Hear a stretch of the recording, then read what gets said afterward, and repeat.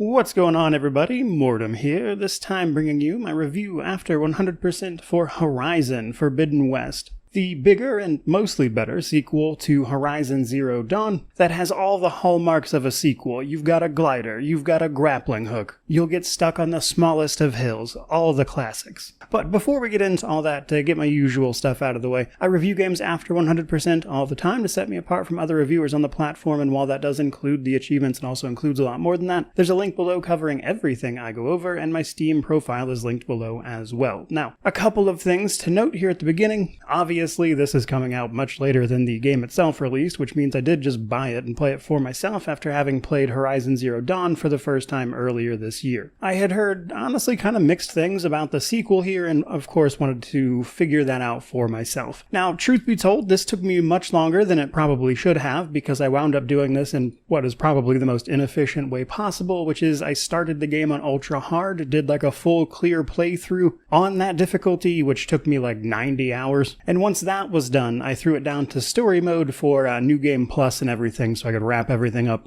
much faster, frankly. And you compare that to the original game only taking me about 50 hours to do everything. It's a much, much bigger game, and in many ways I would say it's mostly better. You've got an expanded melee system, changes to combat, changes to upgrades, more activities, better characterization of the people you'll meet, the tribes, the sort of lore of the world. Side quests are actually interesting, and yet it does run into some problems, I would say. Namely, in the form of things like traversal, strangely enough. Actually, just the act of climbing up things sometimes is kind of ludicrously difficult because the game doesn't always want to cooperate with you. Sometimes it is extremely specific about where you can climb, even though it doesn't necessarily make sense that you can't all the time. I think the game runs into effort versus reward problems, a lot of which is centered around the game's gating of certain mechanics behind story progression, which leaves you unable to complete some early game quests that by the time you get around to doing them, the rewards are meaningless, and a couple of other things. So certainly some stuff to go over, but as with all of my reviews, I like to start with the technical state. How is this game running? So, in particular, I was playing the Steam version, of course, which released onto Steam back in 2024, so a little over a year old. And while the game is mostly playable and good to go on Steam, there are some problems that kind of get annoying after a while. I noticed that if I fast traveled too many times back to back, the game would eventually throw up just a black screen on me and I'd have to quit out of it and restart it. I found a pretty regular occurrence of the various machine enemies bugging out, often clipping into scenery until eventually they would just get stuck, or sometimes they would just stand there and not do anything at all as if their AI wasn't activating. There are the traversal issues that I mentioned. Sometimes you just straight up can't climb over like the tiniest little things, even though you're supposed to be able to like jump and move, and it creates problems when you're trying to fight larger machines sometimes. And I also had a surprising amount of audio bugs. Like a significant amount of time the audio would just not play, and I found that this was a real problem in the Burning Shores DLC in particular, to the tune of like, I would say half of that DLC's audio just would not play for me. So honestly, altogether,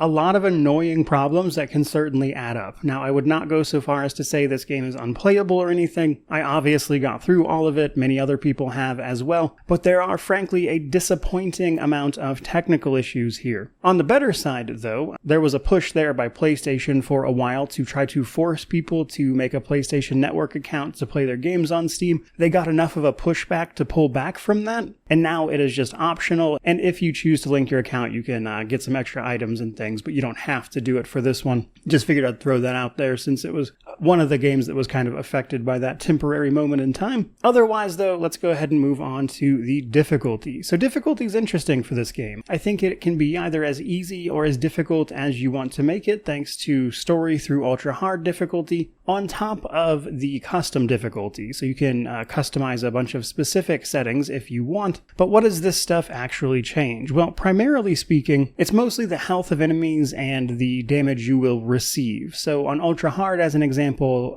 pretty much all the way through the game, a lot of enemies are going to be able to just one-shot you, which makes things like armor less important for actual armor value, but rather the specific bonuses that piece of armor gives you in terms of like boost to your abilities. Now, that's not the only thing to actually mention about difficulty, though, because probably I think what wound up being the most impactful change, for me at least, having played through it on Ultra Hard from the very beginning, was how it affects resources. You see, on story mode, if you kill a machine, you will get all of its relevant parts just by looting it. On the higher difficulties, that is not the case. And that's important because a lot of those resources and machine parts are tied to your upgrades. You need specific parts from specific machines to upgrade certain things. And there are a lot of things to upgrade. Which means, for those harder difficulties, what you actually have to do is tear off parts of machines often before that machine dies, otherwise they get destroyed, meaning you have to actually pick the machine apart, pick up those parts, and gather them more organically, so to speak. Now, that's actually one of the main things that made that ultra hard playthrough take so long. You really need the bonuses from those upgrades and things to progress relatively smoothly without getting destroyed, and that takes time to harvest them because you have to fight machines who can one-shot you while also getting specific resources from them. That requires a pretty intricate knowledge of how that machine behaves, and so I would say Ultra Hard in particular, thanks to the way it works, is a significantly different type of playthrough than the original. However, even that is tied to New Game Plus as an example. So New Game Plus and Ultra Hard difficulty were added after the game's initial launch. They've always been there for the Steam version, I believe, but on PlayStation, it did not launch with those features. This means that while you can start the game via Ultra Hard, I would say it was definitely made more with New Game Plus in mind. So starting just a regular new game with it is a very different experience that I think was challenging in a lot of really fun ways. Now, when you go to New Game Plus, however, which is activated by just interacting with an item in the world, you can choose a new difficulty even if you are on Ultra Hard, and that is important because throughout the playthrough you are currently on, you cannot change the difficulty if you start on Ultra Hard, which includes New Game Plus. You have to finish it before you can change it again.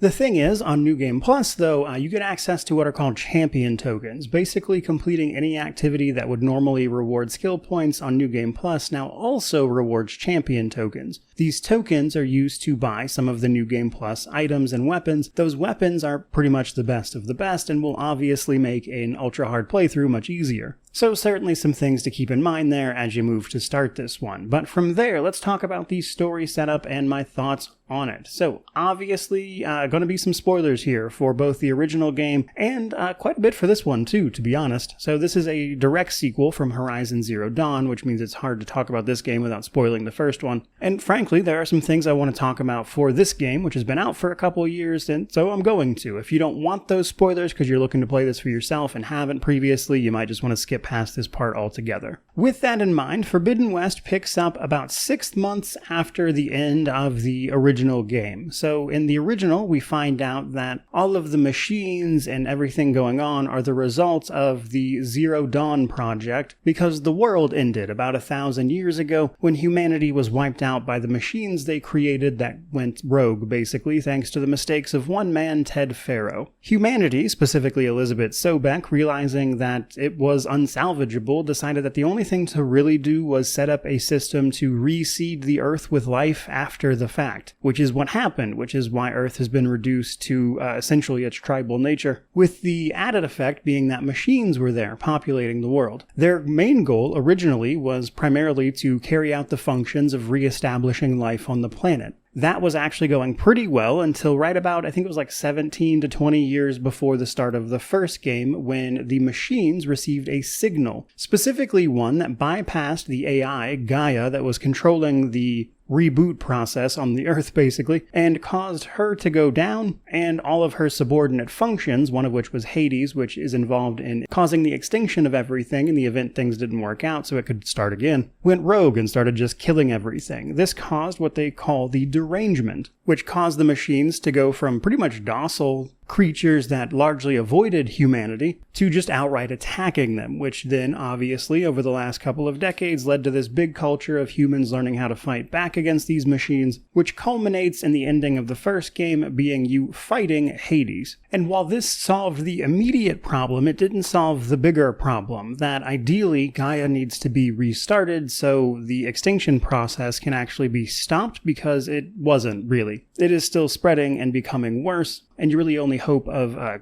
resolving that crisis is finding and rebooting Gaia, which has our heroine Aloy beginning the game here by looking for a copy of Gaia somewhere in old world ruins. Unsurprisingly though, this gets complicated fast. So early on, after not having a lot of success, as you search through the ruins of Far Zenith, a company that was mentioned a couple times in the original, in a way that was very obviously going to make them part of this story, as they escaped the planet, or tried to, supposedly, before being destroyed in outer space. They were going to basically try to colonize an entirely different planet in the face of the extinction. And you find yourself searching places like that looking for a copy of the original versions of Gaia. Silence, a person who helped you in the original game to fight off Hades before running off with Hades, preventing you from actually destroying it, eventually contacts you and explains what he's been up to during the past 6 months and basically baits you out into the area of the world known as the Forbidden West. The Forbidden West is primarily home to a group of clans known collectively as the Tenakth. They have been at war with the Karja, one of the main tribes we interacted with throughout the first game, and that's important because there is about to be a peace summit between these two tribes where they're going to try to hash out some of their issues, and Aloy uses this opportunity to basically get into the Forbidden West. That more or less marks the beginning portion of the game. You spend probably the first, 5 to 10 hours, give or take, just kind of working your way into the actual area known as the Forbidden West, so you can go to where Silence sent you to and, of course, track down a copy of Gaia. Now, this affords you the opportunity to finally put down Hades the rest of the way, and later on there are side quests to wrap up everything that happened with like the eclipse and stuff, so I would actually say the beginning of this story does a pretty good job of wrapping up some of those initial plot threads without trying to like hang on to them for too long. You personally get to put down Hades, so it's like effectively completely truly gone. You can wipe out the remnants of the eclipse via that side quest and kind of see what they got up to after the fact, and even meet up with old characters and see how they did before they get more characterization later. There are two big things that happen fairly quickly. On your way to get into the Forbidden West, you're going to run into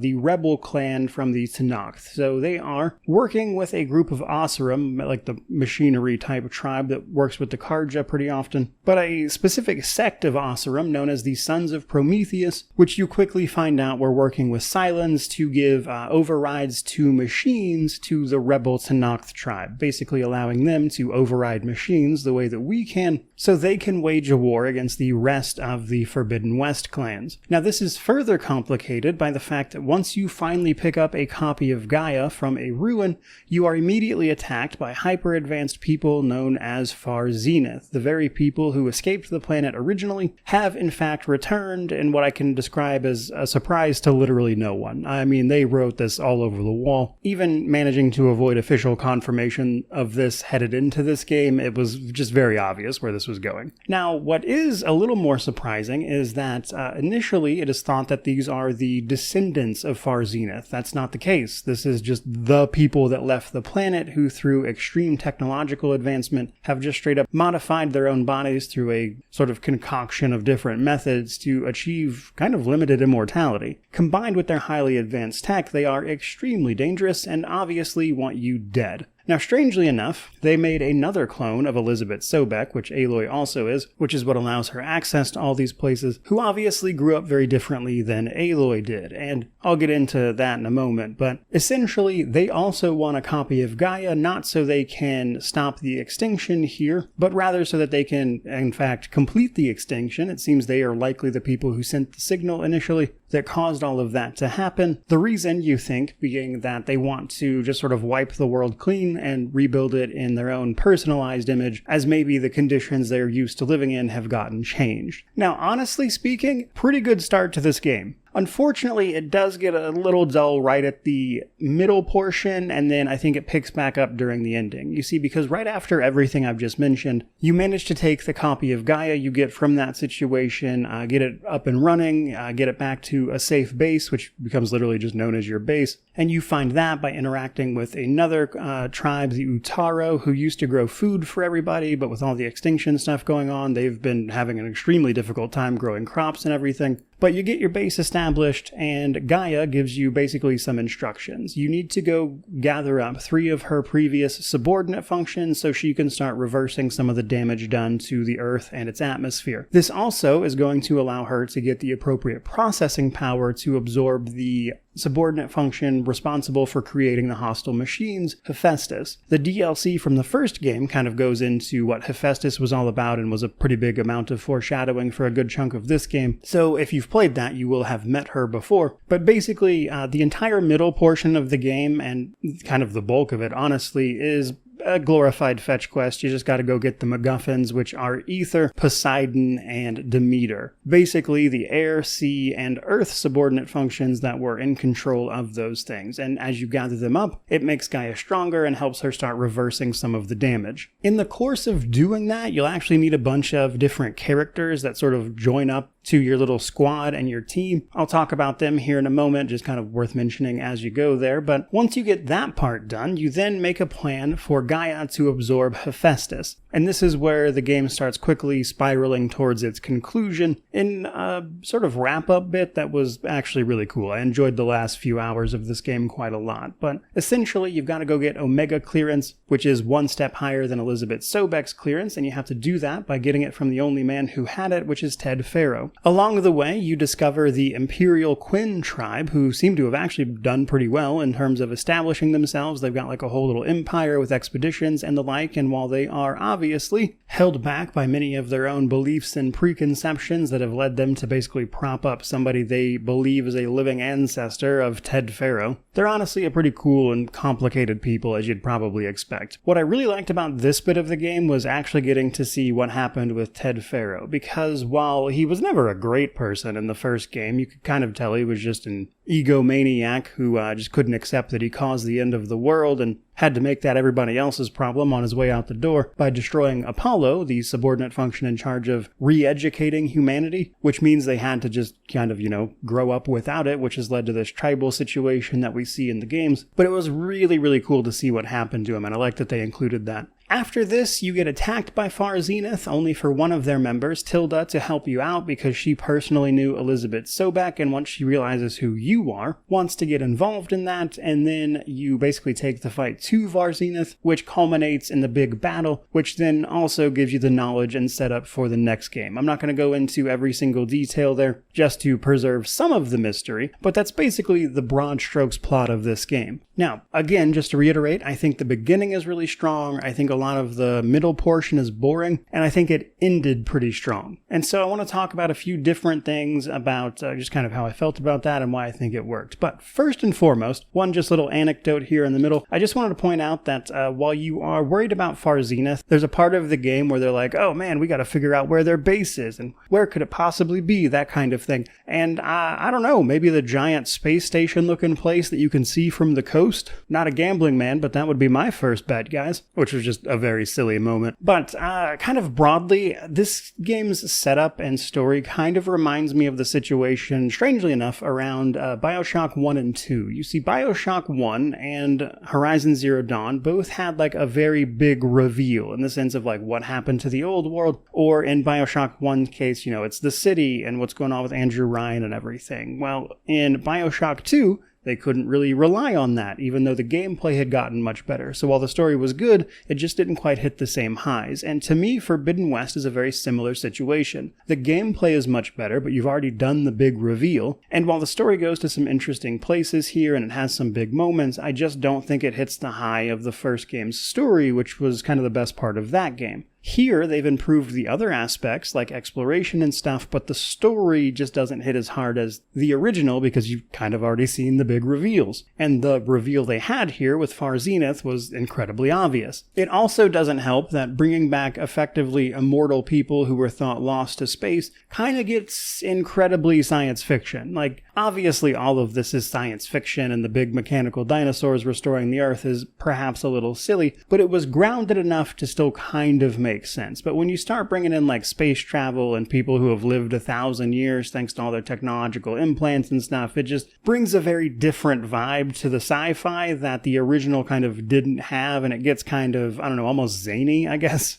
And I don't think that's going to be everybody's cup of tea, which is why I would imagine that a lot of what I heard about this game's story ahead of actually playing it for myself was that it just wasn't as good as the first ones. And I find myself mostly agreeing with that. But one of the things that I think this game actually did do a lot better than the original as well was how it handled characters and making them interesting. So while the first game had a great story and had a real problem with kind of fleshing out the rest of the world, that is to say all of the other characters and trying to make you care about any of them. And while there are plenty of characters here I still don't really care about, they did a much better job of portraying them and kind of making them seem like actual people worth trying to save. And my favorite of all of these by far was Kotalo. So Kotalo is a marshal for the Tanakh tribe. That is to say, basically a peacekeeper between the clans. And early on, as part of the settlement between them and the Karja, when the rebels attack, he gets maimed, his arm gets tore off, meaning that he has to go through this entire story, kind of getting to grips with the world as it is now, trying to put an end to all of these tribal disputes, as is his job as a marshal of this clan. He's also just recently lost an arm, which is its own trauma, and he is just such a fantastic character, and watching him kind of grow and change over the course of this was honestly probably my favorite part of it.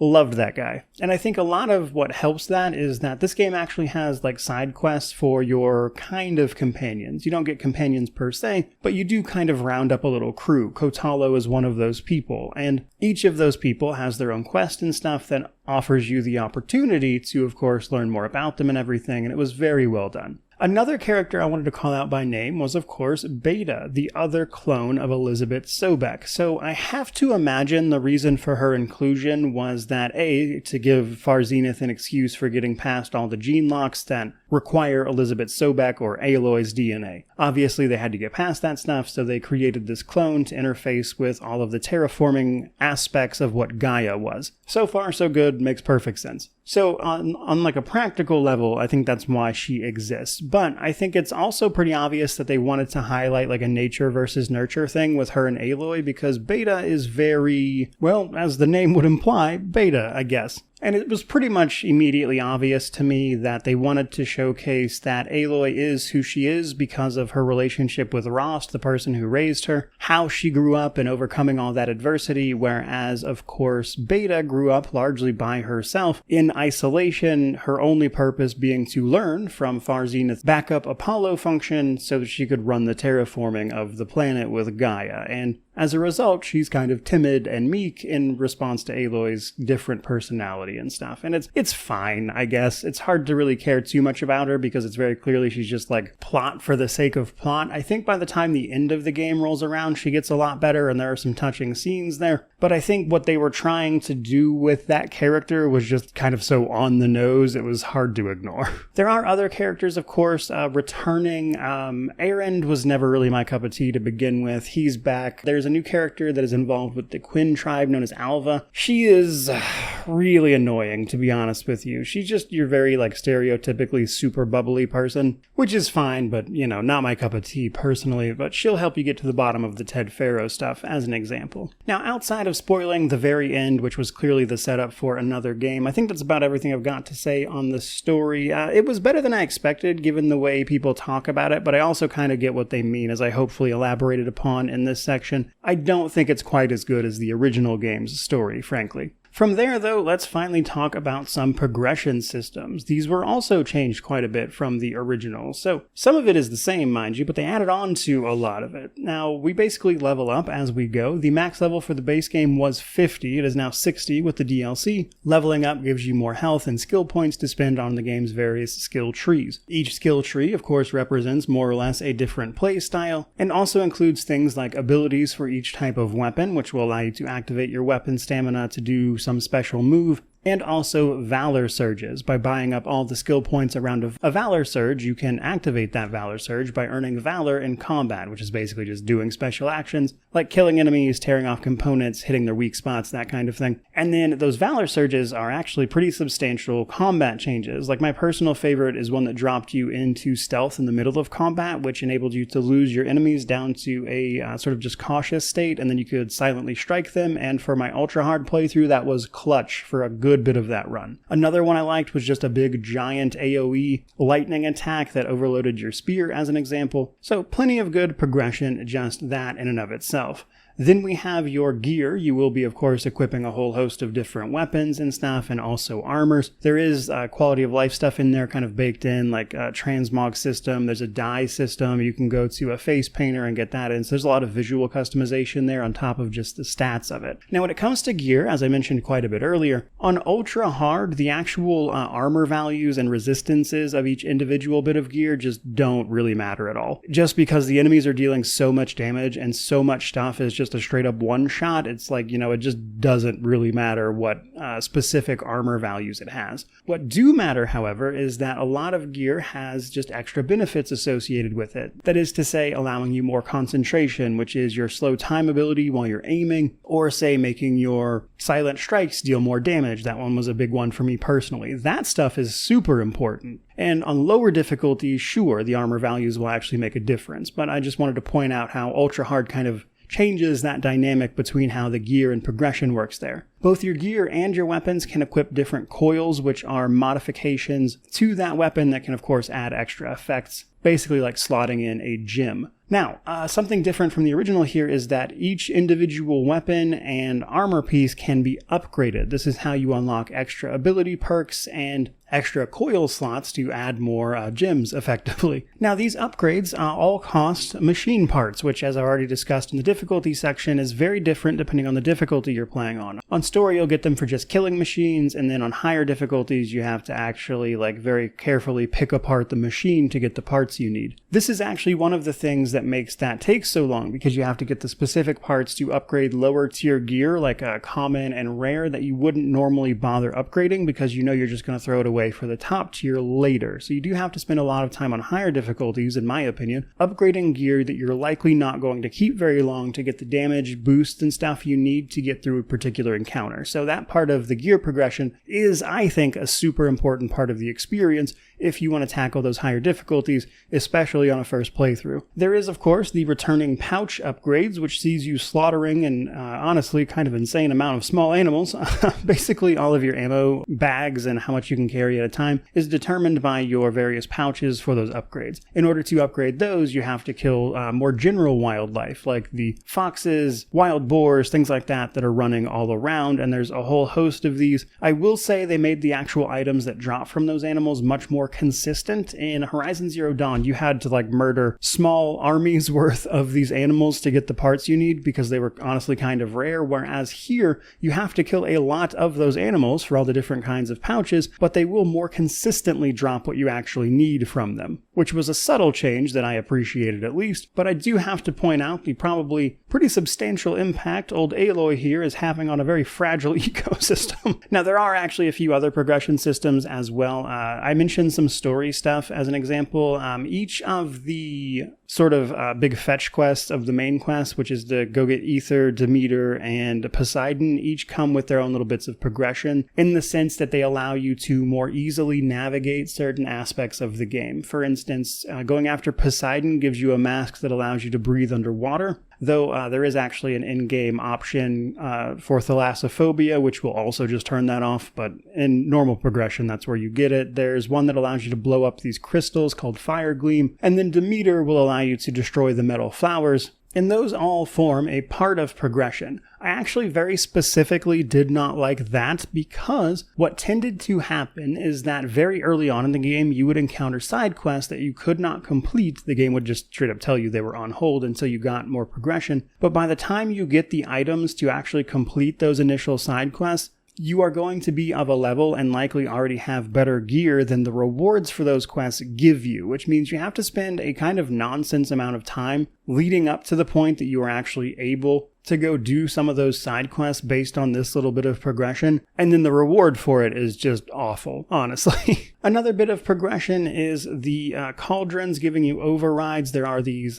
dungeons, effectively, that allow you to go in, fight a big machine boss, and then you get to override a core of a cauldron, which gives you overrides for machines, which allows you to effectively tame them out in the wild, make them fight for you, or, use them as mounts. Very, very late in in the game, you get to fly, which I thought was really cool. I did not realize that was in this game previously. I had just never seen that anywhere. Don't know how I missed it, but getting to fly around the entire map I spent running around was awesome after spending all the time I did with it. But simply put, quite a bit of progression. None of it's super complicated, there's just a lot of it. So there's that for you. Next up, let's talk gameplay and world. So, from a functional standpoint, you've probably already seen this, but it is effectively just a huge open world title in which you can explore, do quests, fight machines, and undergo a bunch of activities. Now, there are a whole host of settlements throughout this world. In fact, I would go so far as to say this world is gigantic, genuinely a huge map. And there are settlements dotting it throughout, which obviously serve as things like quest hubs and activity hubs, of course, and many of these will allow you to fast travel them. You can fast travel from anywhere if you have a fast travel pack, but if you go to a location like a campfire, you can fast travel away from those for free. As I also mentioned, there are a bunch of progress gates in this world, in the sense that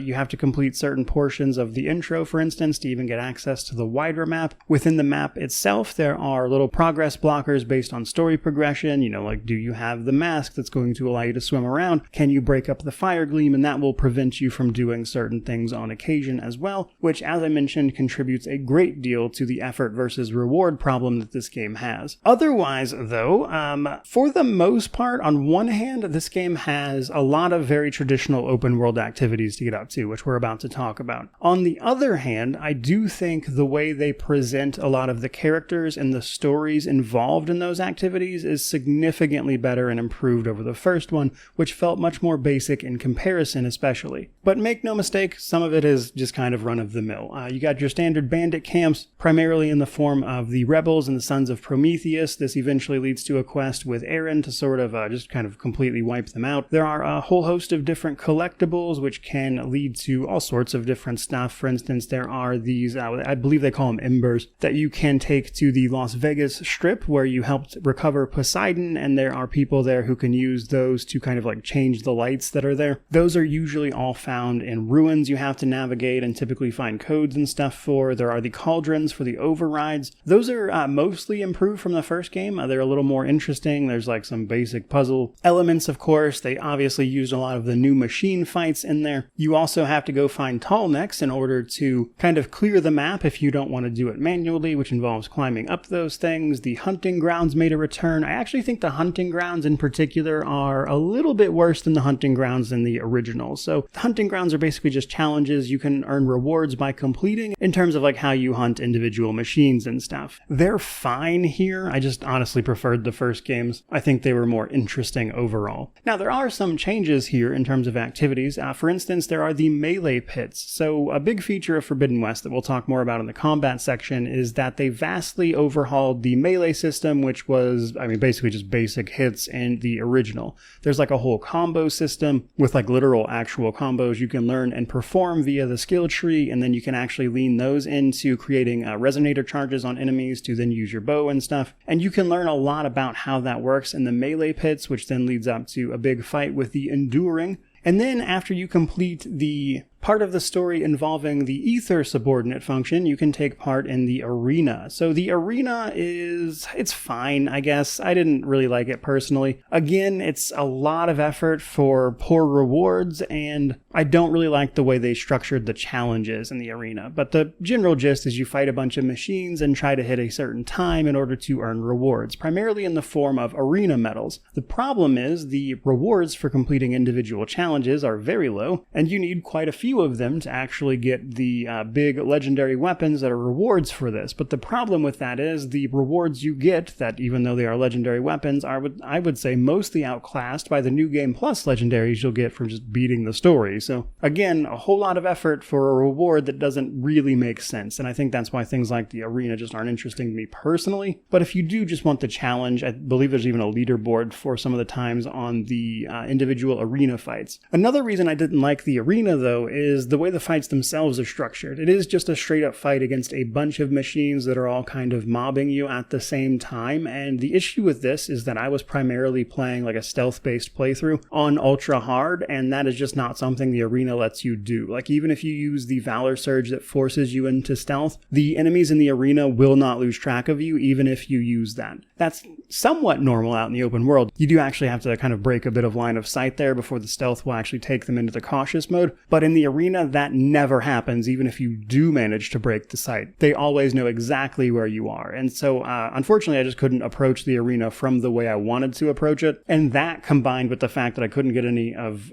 the rewards I actually wanted from having done it, I frankly just didn't like the arena. Now, I did also mention gliding and later flying. What would a sequel be without gliding and a grappling hook, I guess? But early on, once you get into the Forbidden West, you fight a one-on-one fight with a champion of the rebels, and he has this shield. It kind of breaks in the fight, but it still functions as a glider known as the Shield Wing afterwards. Mostly pretty handy for getting around, especially with how dramatic some of the landscape is. I found a lot of places to use it. They incorporated it into like puzzles in the cauldrons and stuff here and there. It's fun enough for what it is. Same for the grappling hook. You get that early on in the tutorial. You start the game with it. Obviously is also used in a bunch of the puzzles and stuff, with grappling hooks continuing their trend of grappling their way into basically every sequel. Later on though, again, this wasn't something I knew about going into this, but you actually get to fly if you get far enough into the story, basically towards the end of it. You can start overriding, as part of the story, the various Sun Wings, one of the new machines, later the Water Wings in the DLC, which are the same thing, but they can swim. And that obviously opens up a lot of very convenient traversal for you to experience. And in fact, I can see why they give it to you so late, because honestly, being able to fly, unsurprisingly, breaks a lot of the quests and stuff. Like, you can use the flying to just straight up fly to the top of Tallnecks, as an example, which kind of breaks what they had in mind there, but fun nonetheless. Now, from there, let's talk about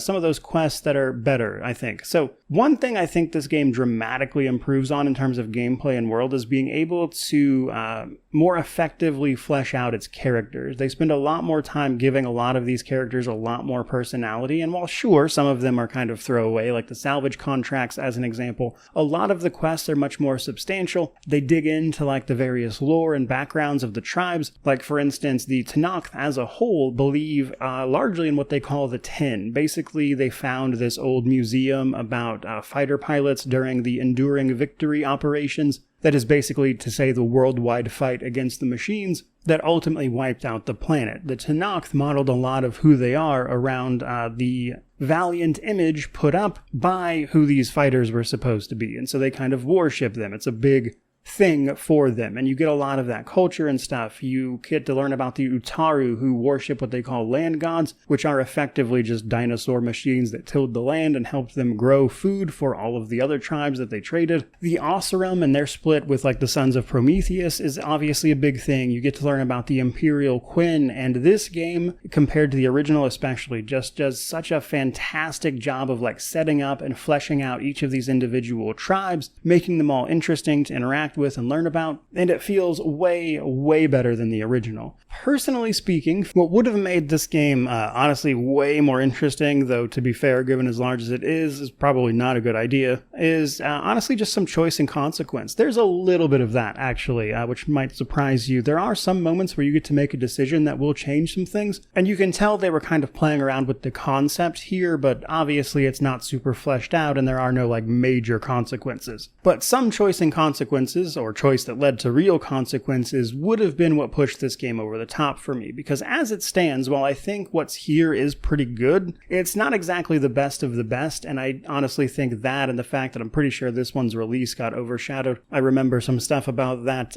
honestly being why it's just not really like the tippy top of the genre, you know? It's above average. I had a lot of fun with it. It's better than the originals, but I wouldn't put it up there with the best of the best, which does finally bring us to combat. So combat is interesting because, like a lot of this, the core of it's the same, basically just using various types of weapons and mostly ranged weapons to fight all sorts of various machines. However, there are new machines and they greatly expanded the melee system. So melee, as I've already mentioned a little bit, via its skill tree can learn a bunch of combos that can of course, give you the ability to get in and out even against machines. And while it doesn't do a ton of damage, what it is good at is positioning. Honestly, you don't need to engage with it at all if you don't want to, especially on ultra hard when being in melee is probably a bad idea. You can do it. There's even a decent skill ceiling there with actually pulling the combos off and getting enemies away from you, that kind of thing. But one of the cooler things about it, though, is that a lot of your melee combos build up spear energy, and then you can hit a heavy attack to put a resonator blast on an enemy that you can then shoot with an arrow for a bunch of extra damage. So they at least attempted to improve the melee system, and given how extremely basic it was in Zero Dawn, it was obviously a pretty low bar to clear, and thus it is kind of better, frankly. The new machines are interesting. They added a lot of them, honestly. They are mostly pretty good to fight. You got the big Dread Wings, you got your Tide Rippers, Sun Wings, Wide Maws, all those guys. None of them have so different mechanics as to be, wildly different in terms of experience if you've played the original. But there are new machines and new mechanics you have to learn. I would say by far the most annoying one to me personally was the Slither Fangs, the giant Cobra Viper guys. These guys are incredibly annoying because what they like to do, and honestly the Tide Rippers too, is actually use their size against you. So kind of an interesting thing about games like this is that by far the easiest way for a lot of these big machines to kill you would just to crush you. They don't actually need to hit you with some special ranged attack. They can just, walk over you. Slither Fangs and Tide Rippers seem to be some of the only machines that are actually aware of that fact. They will actively try to use just, ramming into you or using their size to roll over you as proper attacks, as opposed to just charging you like the little ram machines do, as an example. So the Tide Ripper will just straight up try to belly flop on you, which is really funny. And that was a somewhat subtle change that I appreciated. And then obviously the Valor Surges are a pretty big defining thing as well. And given how they removed a lot of the super overpowered stuff, like that shield armor from the original, they turned that into a Valor Surge as an example. And the fact that they baked in some of the progression from the original game into Aloy's base toolkit, like the Silent Strikes as an example, gave them the opportunity to use the skill trees as ways to expand your options in combat via things like weapon techniques for each individual weapon you might want to use. And I honestly found that super helpful in combination with Ultra Hard to give me an experience that was actually really fun and engaging in terms of using all of the game's mechanics. Like, for instance, I found traps super useful in this particular game. Just being able to, kind of pick out the path, and in Ultra Hard, where I was going to struggle against some of these machines due to the one-shots and stuff, it was really helpful to lay down several traps to deal a bunch of damage, typically destroy some components pretty much immediately before laying into their weak spots as an example, and then using the Valor Surge in order to force myself into stealth to get a silent strike on them, being just some of the ways you could engage with all of these systems. There's obviously strikes from above if you can get airborne using things like the grappling hook or your glider, or later on flying. So combat in this one, while I would say it's not fundamentally different than the original in the sense that you're basically just trying to pick apart components on machines while also not getting, trampled by them, they really did add and expand and improve upon a lot of the individual elements of that gameplay in ways that were something I really appreciated at the very least. I do think this game plays a lot better than Zero Dawn. But that does finally bring us to the DLC section. So this game did get a big DLC that continues directly after the main story ends, known as the Burning Shores. The Burning Shores takes place in an entirely different map.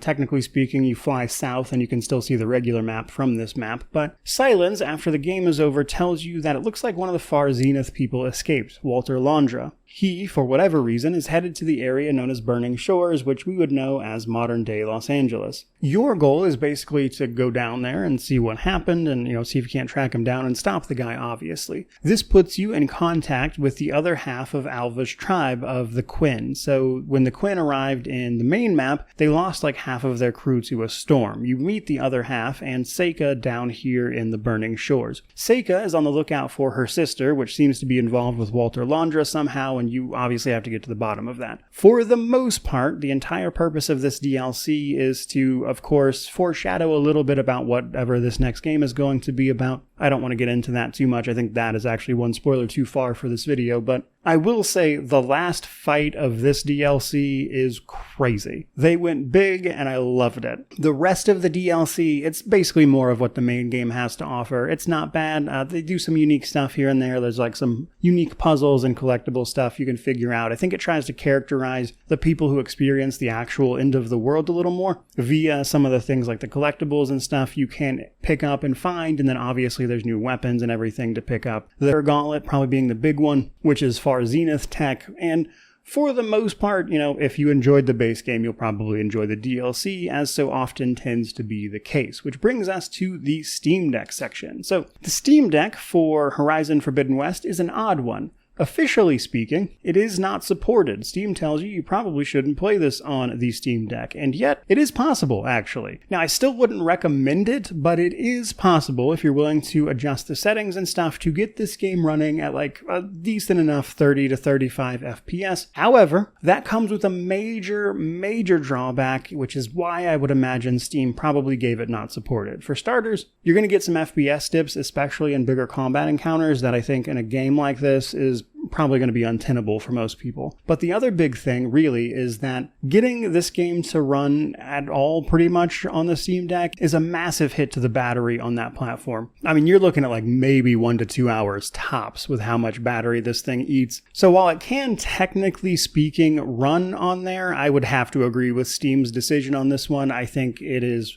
not supported in the sense that it would just not really be a good experience to play on that particular machine, but it is, technically speaking, possible. Which brings us to our positives and negatives, and then we'll wrap this thing up. So the positive things for me, mostly just the expanded gameplay. The experience on Ultra Hard playing through wound up being super fun. There was some frustrating stuff with things I've talked about. Traversal can be a little annoying sometimes in the sense that it's really easy to get hung up on things. I literally talked in a video a couple days ago about how the last boss of this experience was really annoying because I kept getting hung up on things in the arena. That extends to other parts of the game as well. There were all of the myriad of little bugs that piled up, the audio issues I experienced in Burning Shores as an example. So there are things that get in the way of that experience, and those are obviously most of the negatives, but really everything they just did to expand the experience, kind of build on what the first game did really well, and while I don't think they were able to capture the heights of that game's story, just about everything else is better for me personally, at least, especially in regards to them like fleshing out the world and all these tribes and giving a lot of background and color and character to these people. Kotalo, again, highlight, I really liked that guy. But on top of the stuff I've just mentioned, like, all the various little issues being on the negative side, there's also the fact that I think a lot of the effort this game asks you to put in versus the reward it tends to give you are rarely in sync with each other. Like, a lot of stuff that requires a lot of effort gives you very poor rewards, and a lot of stuff that is honestly really easy gives you some of the best stuff you can get, and it just doesn't make a lot of sense in that regard. And when you combine all those things, and obviously bring this to my conclusion, I can say after having played this in full for myself, I kind of get some of the conversations around this game that I have heard so much about, because in some ways I would echo them to some degree in the sense that I don't think this story is as good as the original games. I think it tries to get a little too out there with what it's doing. I still think parts of it are good,